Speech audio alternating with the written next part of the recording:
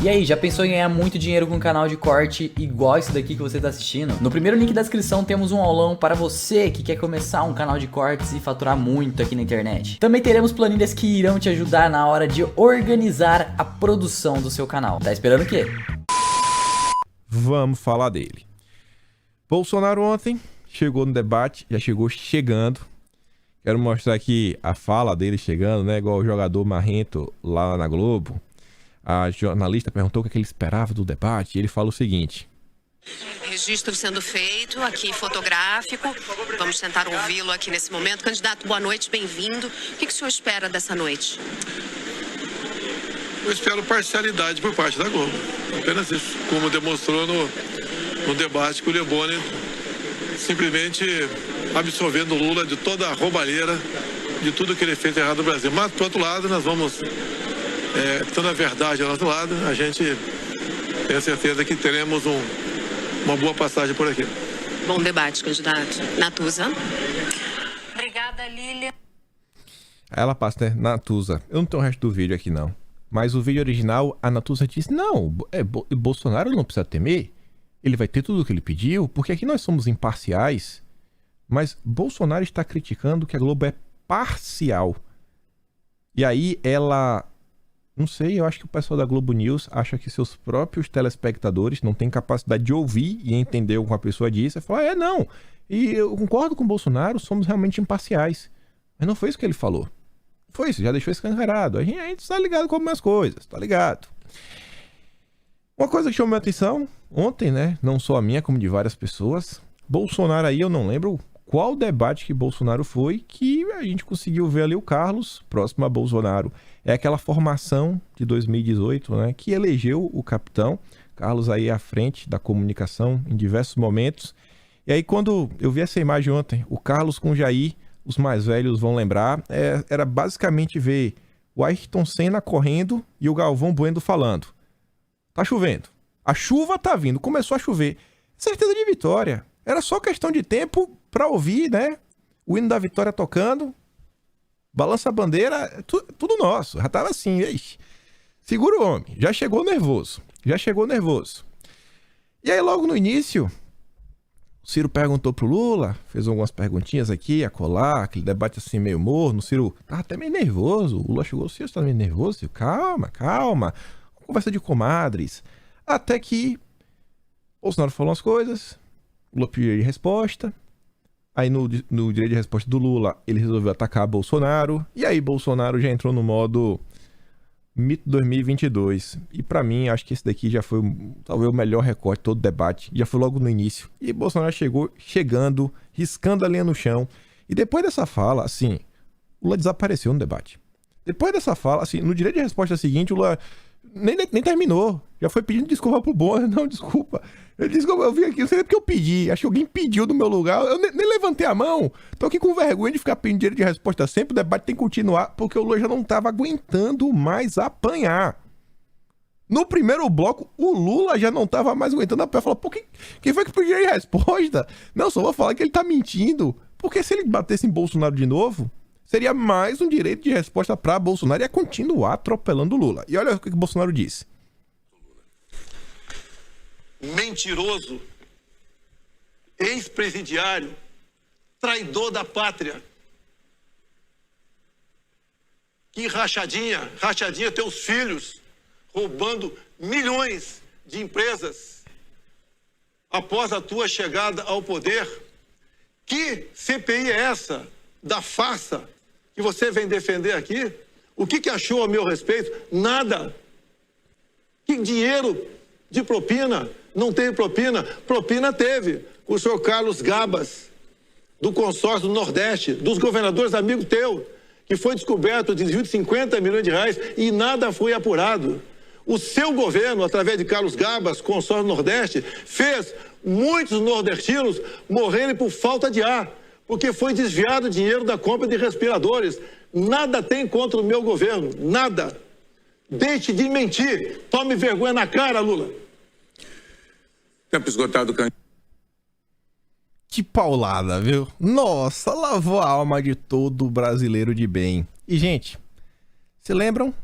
Vários de vocês durante a época da CPI da pandemia, quando vocês mandaram vários e-mails pro Omar Aziz, para aquela turma, para convocar o Gabas, eles não levaram, vocês continuaram mandando, até que o dia acharam aí, né, o e-mail da secretaria, não sei quem foi, alguém achou o e-mail da secretaria da pandemia, e vocês mandaram vários e-mails na época, eu falei, pessoal, vamos mandar, e aí travou a CPI, não conseguia sair mais do lugar, porque a caixa de e-mail estava recebendo mais de 10 mil e-mails por dia, e era a caixa de e-mail oficial, que conversava com a Procuradoria-Geral do município, dos estados, era o e-mail de trabalho da CPI da pandemia, e aí a coisa ficou tão feia, que o Omar Aziz precisou colocar em pauta a convocação do Gabas. O Renan, com uma vergonha, né, imensa, não sabia onde colocar a cara, votou contra, porque sabia que, às vezes, como é complicado, né? O filho dele era governador lá na Alagoas, o Renan Filho. Vai que, né, acontecesse algum problema aí, caso o Gabas fosse na CPI, e aí você vê, nunca investigaram o Gabas. Imagine se não fosse a pressão que vocês colocaram todo esse tempo, contando pro Brasil quem era o Carlos Gabas. Não uma pessoa sozinha, gente. Tem inúmeras pessoas falando várias informações, mas foram vocês repercutindo nas redes sociais, dando aí, né, uma base de sustentação pro Jair. Foram vocês. Repercussão dá porque são várias pessoas comentando. Não é porque o cara tem inúmeros seguidores. Não, são as pessoas, as pequenininhas, que dão engajamento, que comentam, que levam informação à frente. Olha o Gabas. Atropelou o Lula. Graças a vocês. Vocês são demais. Continuando. Para falar do debate e não ficar trazendo vários... Eu trouxe alguns recortes. Tem alguns que não tem como não mostrar. Sabe aquela imagem que vale mais do que 1000 palavras? Debate da Globo. Colunistas assistem ao programa e comentam ao vivo. Olha a cara do Sakamoto, que curte o PT pra valer. Olha a cara do Kennedy de Alencar. Olha a cara do Alberto Bombig. Vocês acham que... Como é que tava o clima? Por assim, mas dá pra falar, né? Acho que Bolsonaro tá indo muito bem. Ou pelo menos que o Lula tá indo muito mal. Mas a gente chega lá na pesquisa qualitativa pra provar de uma vez por todas que a imprensa brasileira é parcial e está tentando eleger o Lula. O debate, além dos atropelos que Bolsonaro deu, foi marcado, assim, por uma total desorientação do Lula. Gente... Esse recorte que a Cristina trouxe, eu não consegui achar nenhum recorte melhor. Eu não consegui achar o vídeo na íntegra para procurar esse pedaço e cortar.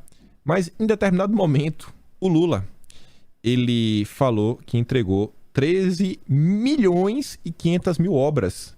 Em média foram 500 mil obras por estado. 500 mil obras. 13 milhões de obras. Meu Deus, assim, o cara tá tirando o número, eu não sei de onde. Mas fala o seguinte, ó, espero que dê para entender. Investimos efetivamente para que o BNDES investisse no investimento brasileiro. Tá muito baixo. Nós começamos a fazer o PAC, foi o maior programa de investimento de infraestrutura do nosso país. Foram 13 milhões e 500 mil obras entregues, ficou quase 1 milhão de obras já. Mas enfim, ele fala no final do PAC, etc. 13 milhões e 500 mil obras. Esse cara não tava bem. Pior que o Lula, só a Soraya, né? Aquela tava realmente... Tava mal. Soraya tava mal. Mas tudo bem. Ontem também teve um momento bem interessante. A gente vai falar bastante das discussões do Lula contra o padre. Porque isso também diz muito sobre quem apoia o Lula e o que o PT representa. Um momento foi bem interessante. Que o padre jogou na cara do Lula algumas coisinhas. Tem relação com o Foro de São Paulo. 30 segundinhos. O senhor falou em vídeos que está na internet que o senhor não precisa de padre, que padre tem que ficar no lugar dele na igreja. O senhor é amiguinho de Ortega, o senhor é amiguinho do Foro de São Paulo, fundador do Foro de São Paulo, junto com Fidel Castro. Vocês mentem o tempo todo para o povo. Vocês não acreditam no cristianismo, porque vocês não vivem o cristianismo. Vocês perseguem os cristãos. Tem bispo da Igreja Católica Romana preso, do seu amigo Ortega. Candidato Kelman, o seu tempo está esgotado. Mandou essa. O Lula não sabia o que responder. Durante todo o debate, em nenhum momento, o Lula repudiou a perseguição que os cristãos estão sofrendo na Nicarágua. Pelo contrário, o Lula tentou descredibilizar o Kelman. O Lula, ele apoiou tanto. Ele apoiou de Ciro Gomes. Ciro Gomes levantou o tema corrupção. Por mais que o Ciro Gomes ontem ficou bem apagado, mas eu acho que o objetivo do Ciro ele conseguiu, que é descolar a imagem dele do Lula.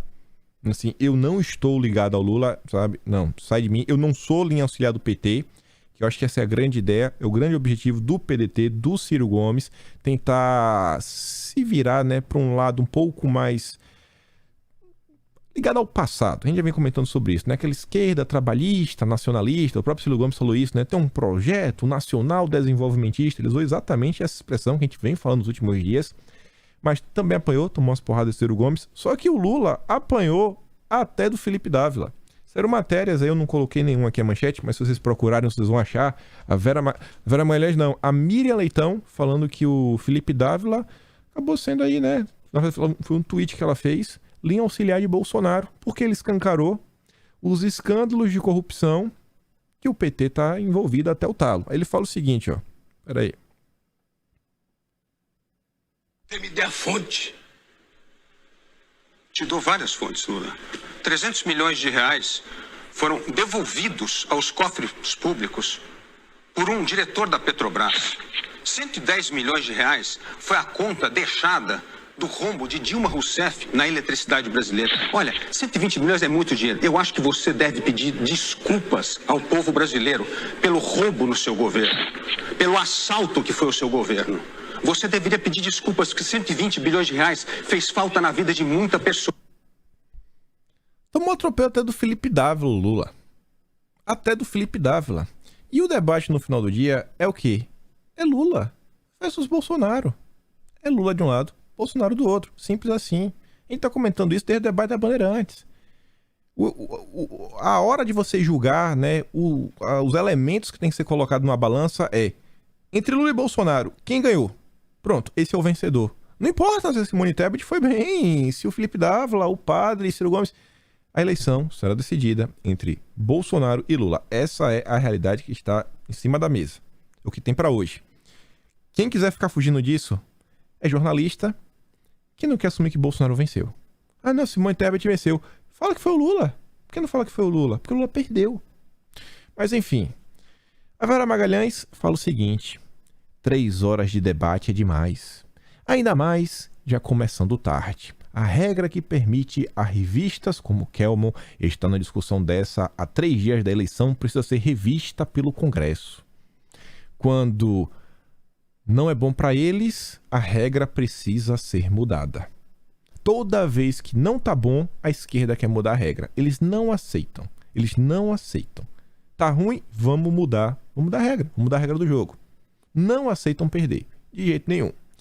E a Vera Magalhães, eu acho que ela tava se referindo, né? E muitos jornalistas começou a se referir a um pedaço específico, a uma resposta específica do padre pro Lula, que começou, inclusive, um bate-boca ao ponto do William Bonner precisar intervir. E precisar, inclusive, pedir aí, né, pro Lula baixar a bolinha, que o Lula estava interrompendo o padre Kelma aí do início até o fim. O Flávio Bolsonaro colocou aqui o recorte. Quero comentar com vocês, porque disso daí a gente vai puxar um fio para vários caminhos diferentes. Só escuta isso daqui primeiro. O senhor é o responsável pela corrupção no Brasil. Todos nós sabemos que o senhor cometeu esses atos aí, porque o senhor é um descondenado. O senhor é um descondenado. O senhor não deveria nem estar aqui como candidato a presidente da República. Por que o senhor está aqui? O senhor sabe por quê? A população precisaria saber a verdade, mas o senhor é cínico, mente, o senhor é um ator. Mente o tempo todo. Você. Como é que o senhor não... O senhor deveria respeitar um padre. Você é padre, tá fantasiado, rapaz. Fantasiado? Me respeite. Senhores, por favor. O senhor deveria me respeitar. Você é padre ou tá fantasiado? Senhores, por favor, nós vamos cortar os microfones dos senhores e eu peço desculpas ao público pela cena que neste momento está se desenrolando aqui, porque, infelizmente, não está havendo o cumprimento de um ordenamento que tinha sido feito de uma combinação de todos os candidatos. Eu vou pedir, por favor... Falar a verdade para as pessoas e não mentir. O senhor falou em vídeos que está na internet que o senhor não precisa de padre, que padre tem que ficar no lugar dele na igreja. O senhor é amiguinho de Ortega, o senhor é amiguinho do Foro de São Paulo, fundador do Foro de São Paulo, junto com Fidel Castro. Vocês mentem o tempo todo para o povo. Vocês não acreditam no cristianismo, porque vocês não vivem o cristianismo. Vocês perseguem os cristãos. Tem bispo da Igreja Católica Romana preso, do seu amigo Ortega. Candidato Kelman, preso. O padre começou a conversar com o Lula, né? Começou a expor algumas coisas e o Lula ficou totalmente desesperado, fora de si. Você conseguia ver que o padre tava falando aqui, ó, como eu tô conversando. Tom de voz numa boa, só pontuando, ó, você é isso, você é aquilo outro, Lula, você defende isso daqui, você é amiguinho do Ortega, você é mentiroso. E o Lula, você consegue sentir o ódio brotando da garganta dele. Você é um mentiroso, fariseu, fantasiado. Começou a atacar um padre em rede nacional de TV. O Lula começou a atacar um padre em rede nacional de TV. E assim, não é o primeiro ataque que o Lula faz contra religiosos. O Lula, no domingo aí, no começo da Portela, ele falou que pastores que apoiam Bolsonaro não podem ser pastores. Isso é bem complicado. E aí, foi mais uma. E aí aquele véu que a imprensa tentou criar, né, aquela cortina que a imprensa tentou colocar para esconder quem o Lula realmente é, e tentar falar que o Lulinha é paz e amor, que o Lula não vai vir para se vingar de ninguém, que o Lula é do bem, etc. Isso caiu por terra. E as pessoas viram quão perverso o Lula é. E esse foi um dos principais pontos. Porque o passado, a corrupção do PT, ainda que as pessoas sejam jovens e elas não entendam o que foi a corrupção do PT, porque você pega o seguinte, quem tem 16 anos e vai votar esse ano, né? O jovem de 16 anos. 16 anos atrás, estamos falando de 2006. A gente estava ali no período do mensalão, o cara não viu. O jovem de 16 anos sequer sabe o que foi o Bandestado. Esse aí já é muito mais velho do que ele. Sabe nem o que é Bandestado. Quando o Petrolão tava rolando, era criancinha. Tá entendendo? Então o pessoal sabe isso daí. O pessoal sabe, tem assim alguma ideia. Não, beleza, da corrupção. Mas quando começa a colocar o que o Lula é, em termos morais, enquanto ser humano, aí o bicho pega. E a gente vai comentar bastante sobre isso.